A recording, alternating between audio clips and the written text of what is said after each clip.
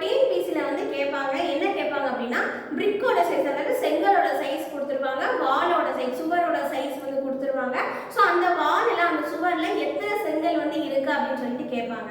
இப்போ என்னன்னா இந்த இடத்துல வந்து என்ன இருந்தது 5 மீட்டர் 3 மீட்டர் 2 மீட்டர் அப்படிங்கிறது வாலோடைய சைஸ் வந்து கொடுத்துருவாங்க, சுவரோடைய சைஸ். அடுத்து இது வந்து என்னன்னா நமக்கு வந்து பிரிக்கோட சைஸ். இப்போ இந்த இடத்துல எனக்கு மீட்டர் இருக்கு, இங்க சென்டிமீட்டர் இருக்கு. அப்போ மீட்டரை வந்து நான் சென்டிமீட்டரா மாத்திரம்னா இன்டூ 100 அப்படின்னு போடுவேன். அப்போ எல்லாத்தையும் எழுதுங்க 500 into 300 into 200. அடுத்து இந்த வால் வந்து எதால ஆனப்படுது? செங்கல். செங்கலோட சைஸ் என்னது? 50 30 20. இப்போ இந்த 2 3 3 கேன்சல் ஆயிடும். இந்த ஒரு 3 0 அடிச்சீங்கன்னா ரிமைனிங் நமக்கு எவ்வளவு இருக்கு? 1000. ஸோ இந்த சுவர் வந்து எத்தனை செங்கலால் ஆனது? 1000. ஸோ இந்த மாதிரி நிறைய வீடியோஸ்க்கு நம்ம சேனலை ஃபாலோ பண்ணுங்க, சப்ஸ்கிரைப் பண்ணுங்க. தேங்க்யூ.